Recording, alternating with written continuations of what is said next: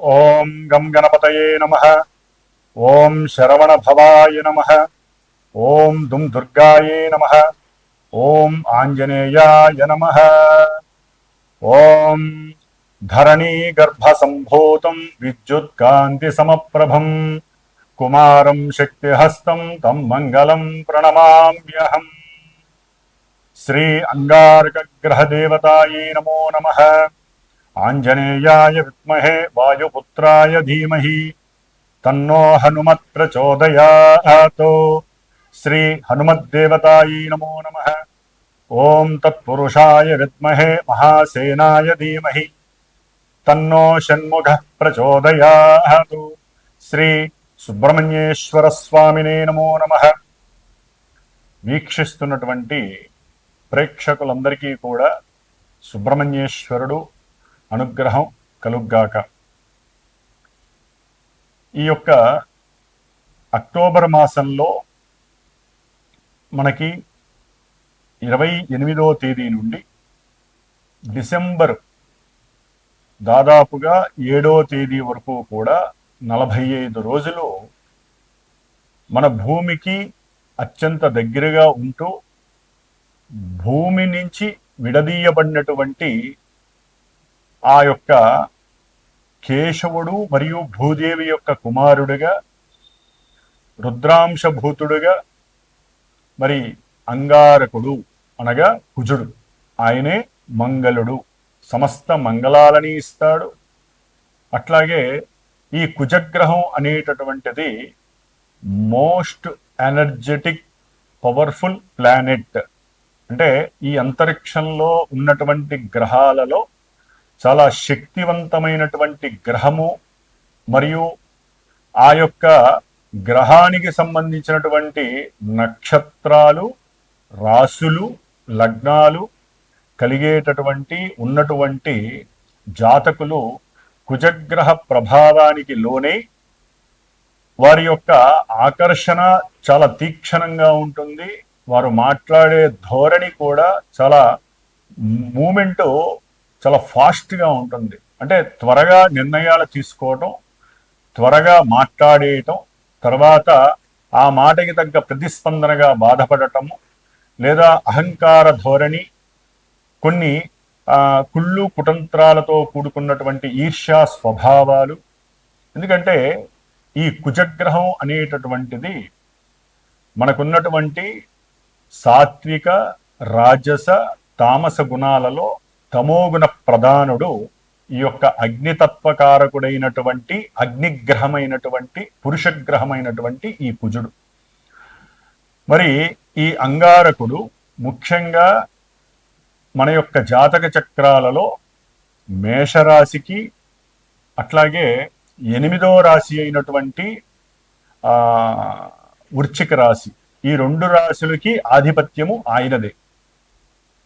అలాగే మనకున్నటువంటి 27 నక్షత్రాలలో మృగశిరా నక్షత్రము, అట్లాగే చిత్తా నక్షత్రము, ఇది చిత్తా నక్షత్రం, మృగశిరా నక్షత్రము వృషభ రాశిలో 2 పాదాలు, మిథున రాశిలో 2 పాదాలు ఉంటాయి. అంటే ఈ కుజగ్రహము ఇటు శుక్రుడు ఫలితాలని, ఈ యొక్క బుధగ్రహ ఫలితాలని నక్షత్ర రూపకంగా ఇస్తూ ఉంటాడు. అలాగే మనకి చిత్తా నక్షత్రము 2 పాదాలు కన్యారాశిలోను, 3-4 పాదాలు తులారాశిలోను ఉంటాయి. అంటే ఇక్కడ కూడా బుధగ్రహము, శుక్రగ్రహం ఇచ్చే ఫలితాలు ఈ నక్షత్ర జాతకులకి వర్తిస్తూ ఉంటుంది. ఫైనల్గా ఆయన ధనిష్ఠా నక్షత్రము ఇటు మకర రాశిలో 1-2 పాదాలు, కుంభరాశిలో 3-4 పాదాలు. అంటే ఏవైతే శత్రుదోషాన్ని కలిగి ఉన్నటువంటి, శత్రువులుగా ఉన్నటువంటి గ్రహాధిపతులు ఉన్నారో వారి యొక్క రాశుల్లోనే ఈ కుజగ్రహానికి సంబంధించిన నక్షత్రాలు ఉంటూ ఉంటాయి. కాబట్టి ఈ యొక్క కుజగ్రహ నక్షత్రాల వారు వివేకాన్ని కోల్పోతారు, ఎక్కువ శక్తి సామర్థ్యాలని చూపించి ఎంతో మందిని లొంగ తీసుకుంటారు, ముఖ్యంగా స్త్రీల పరంగా లొంగ తీసుకుంటారు. అట్లాగే వీరు మకర రాశిలో అట్లాగే కుంభరాశిలో ఉన్నారు కాబట్టి విశేషమైనటువంటి ఉద్యోగ ధర్మ బాధ్యతలని అధికంగా నిర్వర్తిస్తూ ఉంటారు. వీరికి ఒక పని కనుక అప్పచెప్తే ఆ పనిని మంచి యాటిట్యూడ్తో ఎటువంటి కార్యదీక్ష అనేటటువంటి పదాన్ని ఉపయోగించి అందరికన్నా నేనే ముందు చేయాలి, అందరిలో నేనే ప్రథమంగా ఉండాలి అని అత్యుత్సాహంతో మంచి ఆవేశపూరితంగా ఎటువంటి పనినైనా చేయగలుగుతారు. అయితే జాతకరీత్యా గనక వీరు సరైనటువంటి పరిస్థితుల్లో లేకపోయినట్లయితే, అంటే సరైన భావాలలో కానీ నక్షత్రాలలో కానీ లేకపోయినట్లయితే కోపము, ఆవేశము, అట్లాగే చిరాకు, మండిపాటుతనము, అవసరమైతే అవతల వాళ్ళ మీద చేయి చేసుకోవటము, కొట్టటము, అట్లాగే ఎక్కువగా వాహన ప్రమాదాలు, ఎన్నో రకాలైనటువంటి అగ్నిపరమైనటువంటి గండాలు, మృత్యు దోషాలు. ఎందుకంటే వృశ్చిక రాశి అనేటటువంటిది మృత్యు రాశి, 8వ రాశి కాబట్టి 8వ స్థానము, అదే ఆయుస్థానము ప్లస్ మృత్యు స్థానం అని కూడా అంటారు. కాబట్టి ఈ యొక్క కుజగ్రహము ఈ 45 రోజులు కూడా తన యొక్క స్వక్షేత్రమైనటువంటి వృశ్చిక రాశిలోకి 28వ తారీఖు అక్టోబరు ప్రవేశిస్తున్నాడు. కాబట్టి ఈ యొక్క అంగారక రాశి అయినటువంటి వృశ్చిక రాశిలో 3 నక్షత్రాలు ఉంటాయి. విశాఖ నక్షత్రము 4వ పాదము, అనురాధ నక్షత్రము 1, 2, 3, 4 పాదాలు, అట్లాగే జ్యేష్ఠ నక్షత్రము 1, 2, 3, 4 పాదాలు. ఈ యొక్క 3 నక్షత్రాలు 9 పాదాలలో ఆయన సంచారం చేసేటప్పుడు వీరిచ్చేటటువంటి నక్షత్రాధిపతులు ఇచ్చేటటువంటి ఫలితాలు, ఆ భావాది ఫలితాలు కుజగ్రహం చక్కగా ఇస్తూ ఉంటుంది. అది మంచి కావచ్చు, చెడు కావచ్చు. ముఖ్యంగా ఈయన ఉన్నటువంటి అంతర్గత రాశి ఇది చాలా డీప్గా ఉండేటటువంటి రాశి వృశ్చికము, స్కార్పియో అంటారు. కాబట్టి ఈ అంగారక గ్రహము చాలా చాలా దోషభూయుక్తమైనటువంటిది. ముఖ్యంగా వివాహ వ్యవస్థలో ఈ గ్రహము కనుక వారి జాతకంలో జన్మ లగ్నంలో కానీ, చంద్ర రాశిలో కానీ, శుక్రుడితో కానీ కలిసి ఉన్న లగ్నాతు చంద్ర లగ్నాతు ఈ యొక్క కుజగ్రహము 1 అంటే ఆ రాశిలో కానీ లగ్నంలో కానీ, కుటుంబ స్థానమైనటువంటి 2వ స్థానంలో కానీ, సౌఖ్య స్థానమైనటువంటి 4వ స్థానంలో కానీ, ఆయుస్థానము స్త్రీలకైతే గనక సౌభాగ్య స్థానము 8వ స్థానంలో కానీ, అట్లాగే ద్వాదశం అనేటటువంటిది ప్రమాదాలని, అట్లాగే ఎన్నో రకాల ఆర్థిక అసమానతల్ని, అప్పులని సూచించేటటువంటి స్థానము ఈ యొక్క 12వ స్థానము. కాబట్టి ఇక్కడ గనక ఉన్నట్లయితే ఈ కుజగ్రహ దోషము అని అంటారు, దీన్ని కుజ దోషము అంటారు. వివాహ వ్యవస్థలో ఈ కుజ దోషానికి చాలా చాలా విశేషమైనటువంటి పరిస్థితులు కల్పిస్తూ ఉంటారు. మన యొక్క ముహూర్త భాగంలో కూడా, ముహూర్తంలో కూడా అష్టమ కుజుడు, అట్లాగే మనకి ఏదైతే గనక బాలారిష్ట దోషాలు ఉంటాయి, బాలారిష్ట దోషంలో కూడా ఈ కుజగ్రహము 7వ స్థానంలో ఉండకూడదు. ఇది మహాదోషము, 8వ స్థానంలో ఉన్న బాలారిష్ట దోషము అని చెప్తూ ఉంటారు.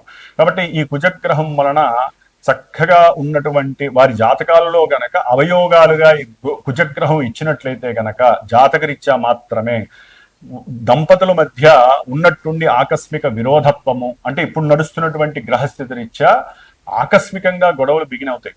అంటే ఈ కుజగ్రహము ఏంటంటే స్త్రీల యందు ఎక్కువగా మక్కువ, తన యొక్క శక్తి సామర్థ్యాలతో ఆకర్షించటము, అట్లాగే ఎక్కువగా మోసపూరితమైనటువంటి అబద్ధాలతో కూడుకున్నటువంటి మాటలు చెప్పటము, అవతల వాళ్ళని అట్రాక్ట్ చేసి వారిని ఇబ్బంది పెట్టడము, అవసరమైతే నయాన భయానాన్ని మించి అవసరమైతే హత్యలు చేయడానికి కూడా ఈ కుజగ్రహం అనేటటువంటిది ఫోర్స్ఫుల్గా వారి యొక్క జాతకంలో ఉంటే అది ఇప్పుడు ప్రెసెంట్ యాక్టివేట్ అవుతూ ఉంటుంది. కాబట్టి అన్నదమ్ముల మధ్య విరోధత్వము కావచ్చు, భూ సంబంధిత ల్యాండ్ మ్యాటర్స్ కానీ ఏదైనా సరే, కబ్జాలు కావచ్చు, కబ్జాలు చేసిన వాడు మీ మీద పగ తీర్చుకోవచ్చు, లేకపోతే రియల్ ఎస్టేట్ రంగంలో ఎవరైతే ఏజెన్సీగా పనిచేస్తున్నారో స్థలాలు అమ్మిపించడానికి వారు కొంచెం జాగ్రత్తగా ఉండాలి. లేనిపోని అబద్ధపు మాటలు చెప్పకండి, అవతల వ్యక్తులు మీకు శత్రువులుగా మారే పరిస్థితి ఉంటుంది.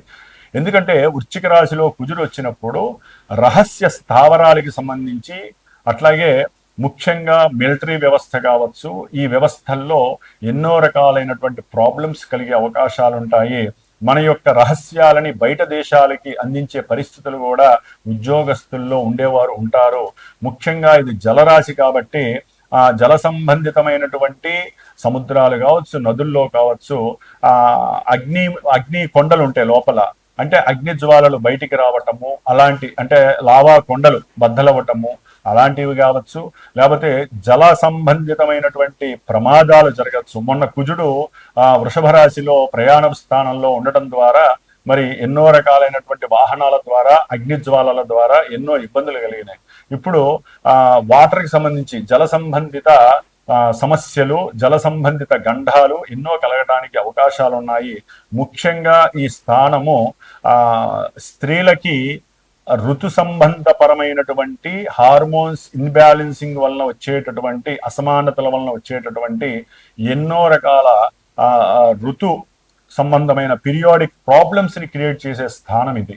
అంటే గర్భ సంబంధిత దోషాలని, గర్భవిచ్చిన దోషాలను కలిగజేసే స్థానము వృశ్చిక రాశి. మరి ఆ రాశిలో మహానుభావుడు కుజుడు వచ్చి సొంత ఇంట్లో చాలా బలంగా ఉంటున్నాడు. స్వక్షేత్రగతుడైనటువంటి కుజుడు తన యొక్క సొంత ఇంట్లో ఉండటం అనేటటువంటిది ఒక రకంగా మంచిదైనప్పటికీ కూడా ఆ స్థానము 8వ స్థానం అవటం ద్వారా న్యాచురల్ జోడియాక్లో ఇది అంత మంచిది కాదు. కాబట్టి ప్రమాదాలు, హత్యలు, కుట్రలు, కుతంత్రాలు, అబద్ధాలు, అట్లాగే ఎన్నో రకాలైనటువంటి విపరీతమైనటువంటి నేచర్కి విరుద్ధంగా ప్రవర్తించటము, ఆ ప్రపంచానికి ఒక సమస్యలు ఎన్నో ఉత్పన్నమయ్యేటటువంటి, ముఖ్యంగా ఈయన దీర్ఘకాలిక రోగాలను కలుగు చేస్తాడు, శత్రువులను వృద్ధి చేస్తాడు. అట్లాగే అప్పుల బాధ ఒకటి కాదండి. మన భూప్రపంచంలో ప్రతి మానవుడు ఇల్లు కట్టుకోవడానికో, బండి కొనుక్కోవడానికో, చివరికి పెళ్లి జరపడానికి కూడా అప్పులు చేసి పిల్లల్ని చదివించాలన్నా, ఏది చేయాలన్నా అప్పు అనేది సర్వసాధారణమైంది. ఈ యొక్క రుణ బాధలకి కూడా ఈయన కారకుడు. శత్రు రోగ రుణ వృద్ధి కారకుడు కుజుడు. అష్టమ స్థానము దాన్ని వృద్ధి చేయటమే గాని తగ్గించే పరిస్థితి లేదు. ముఖ్యంగా వివాహ యోగము లేనటువంటి వారికి కుజదోషాల వలన, అట్లాగే సంతానపరమైనటువంటి దోషాలు, అది ఏ రకంగానైనా సంతానం లేకపోవటం, సంతానం పుట్టి చనిపోవటము, లేకపోతే సంతానం పుట్టిన తర్వాత వారికి రకరకాలైనటువంటి అంటే శారీరకంగా ఎదగలేకపోవటము, లేకపోతే గర్భవిచ్ఛిన్న దోషాలు 3వ నెలలోనో 2వ నెలలోనో గర్భవిచ్ఛిన్న దోషాలు జరగటము. ఎందుకంటే ఇప్పుడు ఎందుకు చెప్తున్నామంటే ఈ వృశ్చిక రాశిలో ఉన్నటువంటి కుజుడు రాహుని 4వ దృష్టితో చూస్తున్నాడు. ఎక్కడైతే రాహుకి కుజుడికి సంబంధము కలుగుతుందో అది మనకి కాలసర్ప యోగ దోషంగా భావించబడుతుంది. అది ఏ రకంగానైనా కానీ వాళ్ళిద్దరికీ సంబంధం ఉండకూడదు. కాబట్టి ఒక రకంగా చెప్పాలంటే ఇది చాలా ఇబ్బందికరమైనటువంటి పరిస్థితుల్ని తెలియజేస్తోంది ఈ కుజగ్రహము రావటం అనేటటువంటిది. జాతకంలో ఈ కుజగ్రహము కొన్ని పాజిటివ్ వేస్లో ఇచ్చినట్లయితే వారికి ఆకస్మికంగా గృహపరమైనటువంటి లాభాలు కలగచ్చు, లేకపోతే ఎన్నో కేసుల్లో వీరు గెలవచ్చు, ఆకస్మికంగా ఎన్నో రకాలైనటువంటి సుఖ సంతోషాలు కలగచ్చు, మిలిటరీ వ్యవస్థలో వీరికి గుర్తింపు లభించవచ్చు. ఇట్లా జన్మజాతకంలో వారికి గనక కుజుడు అనుకూలమైన భావాలని, అనుకూల నక్షత్రాల్లో ఉన్నట్లయితే వీళ్ళు రియల్ ఎస్టేట్లో ఒక టాప్ మోస్ట్ లీడర్స్గా ఉంటారు. రాజకీయంలో కూడా చాలా పెద్ద పెద్ద వాళ్ళతో ఇంటర్లింక్స్ నడిపే వాళ్ళే ఉంటారు. అట్లాగే ఇది గనక జన్మజాతకంలో ఈ కుజగ్రహము నెగిటివ్ షేడ్స్ని గనక కలిగి ఉన్నట్లయితే ఇప్పుడు వాళ్ళు లేనిపోని ఇబ్బందులు, నేరాలు, ఘోరాల్లో వాళ్ళు ఇరుక్కోవటము, జైళ్ళల్లోకి వెళ్ళటము, ఎప్పుడూ గడప తక్కున్నటువంటి వాళ్ళు పోలీసు గడపలు తొక్కటము, పోలీసుల యొక్క వేధింపు చర్యలు, ఎన్నో రకాలైనటువంటి మానభంగాలు, ఎన్నో రకాలైన హత్యలు, ప్రమాదాలు, వారు అనుకున్న గృహ సంబంధిత విషయాల్లో ఆటంకాలు, గృహ విషయాలలో, ల్యాండ్ విషయాలలో మోసపోవటము, ఇట్లా ఒకటి కాదండి. ఆడవాళ్ళకైతే కనుక గర్భ సంబంధిత దోషాలు చాలా ఇబ్బంది కలిగించేలాగా అవకాశం కలుగుతోంది. కాకపోతే ఇక్కడ ఒక చిన్న భగవంతుడు మనకి ఇచ్చిన అదృష్టం ఏంటంటే గురువు ఉచ్చస్థితిలో ఉండి దాదాపుగా డిసెంబర్ 5వ తేదీ వరకు ఈ కుజగ్రహాన్ని తన యొక్క దృష్టితో చూడడం ద్వారా ఈ యొక్క ఇబ్బందుల్లో కొంతవరకు మనకి ఎటువంటి ఇబ్బందులు లేకుండా డైవర్ట్ చేసే శక్తి గురుగ్రహం మనకిస్తోంది. అయినప్పటికీ వివాహము, సంతానము, అట్లాగే భూ సంబంధిత కబ్జాలు, లేకపోతే కొంతమందికి అయితే గనక అన్నదమ్ములతో విరోధాలు, లేకపోతే ఆర్జితం అంటే అక్రమంగా వారి యొక్క ఆస్తులని గృహాలని ఎవరైనా ఆక్యుపై చేసి వీళ్ళని మోసం చేయటము, భయపెట్టడము, అవసరమైతే వారిని హత్య చేస్తానని బెదిరించటము, లేకపోతే ఇంట్లో అన్నదమ్ముల్లో అంతర్గత శత్రుత్వం పెరగటము, లేదా కుజదోషం ఉన్నటువంటి వాళ్ళకి ఓ పట్టాని వివాహం జరగకపోవటము, ఇవన్నీ కూడా ఈ కుజుడు అలాగే కుజుడు రాహుని చూడటం ద్వారా జరుగుతున్నాయి. కాబట్టి మీరు అవకాశం ఉన్నటువంటి వాళ్ళు ఎవరి జాతక చక్రంలోనైనా ఇలాంటి దోషాలు ఉంటే కనుక తప్పకుండా సంప్రదించండి. అందులో ముఖ్యంగా మనకి ఈ కార్తీక మాసంలో నవంబరు 20వ తారీఖున కార్తీక మాసం వెళ్ళిపోయి మార్గశిర మాసము 21 నుంచి ప్రారంభమవుతోంది. ఈ మార్గశిర మాసంలోనే మనకి దాదాపుగా నవంబరు 26వ తేదీన సుబ్రహ్మణ్య షష్ఠి, దీన్నే కుమార షష్ఠి అంటారు. ఆ పార్వతీ తనయుడైనటువంటి సుబ్రహ్మణ్యేశ్వరుడు ఈ కుజగ్రహానికి అధిష్టాన దేవత, ఆయనే మంగళుడు అంటారు అందుకని. కాబట్టి ఈ దోషాలు ఎవరికైనా ఉన్నట్లయితే ఈ సుబ్రహ్మణ్య షష్ఠి రోజున, స్కంద షష్ఠి రోజున, ఎందుకంటే ఆయన డిసెంబర్ 7 వరకు ఉంటాడు. ఈ కుజగ్రహము ఈ ఇందాక చెప్పిన మొట్టమొదటి చెప్పినటువంటి 3 నక్షత్రాలలో అనురాధ నక్షత్రంలో ఉన్నటువంటి ఆ యొక్క స్టేజ్లో, అట్లాగే శత్రు నక్షత్రమైనటువంటి బుధ నక్షత్రంలో ఉన్నప్పుడు ఎవరైతే గనక మన శ్రీమాత జ్యోతిషాలయ పీఠంలో ఆ సుబ్రహ్మణ్య షష్ఠి రోజున 26వ తారీఖు నవంబర్ 26వ తేదీన దాదాపుగా 21వ తేదీ నుంచి 26వ తేదీ వరకు 6 రోజులు సుబ్రహ్మణ్యేశ్వరుడి సంబంధించినటువంటి సర్పదోష నివృత్తి కోసము, వారు కోరుకున్న అభీష్ట సిద్ధి కోసము, దోషాలు పోవటానికి సర్పసూక్త జపము, కుజగ్రహ జపము, ఈ 2 గ్రహాల అంటే కుజగ్రహ జపము, సర్పసూక్త జపాన్ని ఆచరిస్తూ చివరగా 26వ తేదీన మన యొక్క శ్రీమాతా జ్యోతిషాలయ పీఠంలో ఆ యొక్క వళ్ళీ దేవసేన సమేత సుబ్రహ్మణ్యేశ్వరుని యొక్క కళ్యాణము మరియు సుబ్రహ్మణ్య పాశుపత హోమము అనేటటువంటిది జరుగుతోంది. కాబట్టి వివాహం కోసమైతే గనక కళ్యాణంలో స్త్రీలు కావచ్చు, పురుషులు కావచ్చండి, ముఖ్యంగా ఎవరైనా సరే ఈ యొక్క కళ్యాణంలో మీ యొక్క గోత్రనామాలు ఇచ్చి పార్టిసిపేట్ చేయండి, పీఠానికి ఫోన్ చేయండి. అట్లాగే ఈ యొక్క 6 రోజుల సర్పసూక్తము, కుజగ్రహ దోష నివారణార్థమే కుజగ్రహ శాంతి, చివరిలో స్వామివారికి హోమము, ఈ యొక్క కార్యక్రమము మొత్తము కూడా జరిగే అవకాశం ఉంటుంది. కాబట్టి ఈ యొక్క అత్యద్భుతమైనటువంటి అవకాశాన్ని సద్వినియోగం చేసుకోండి.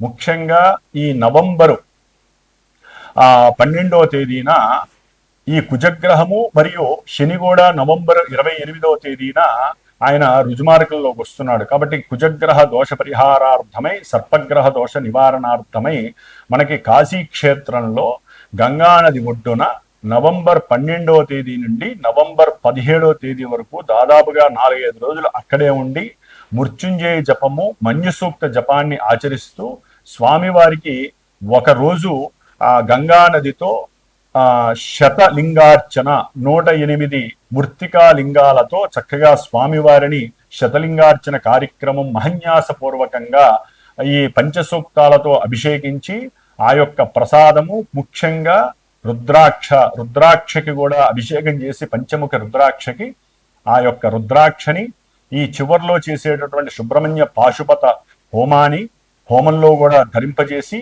ఆ యొక్క ప్రసాదాన్ని చక్కగా మీకు వితరణ చేసే అవకాశం లభిస్తుంది. కాబట్టి ఎవరైనా సరే ఈ యొక్క కాశీ క్షేత్రానికి సంబంధించినటువంటి ఈ అభిషేకంలోను, అంటే శతలింగార్చన అభిషేకంలోను, లేదా మనకి చివర్లో నవంబర్ 26వ తేదీన ఈ యొక్క సుబ్రహ్మణ్యేశ్వర యొక్క కళ్యాణము, పాశుపత రుద్రహోమము, అట్లాగే సర్పసూక్త జపము, దీంట్లో పాల్గొనదలిచిన వాళ్ళు మనకి 28వ తేదీ నవంబర్ కాలభైరవాష్టమి వస్తోంది.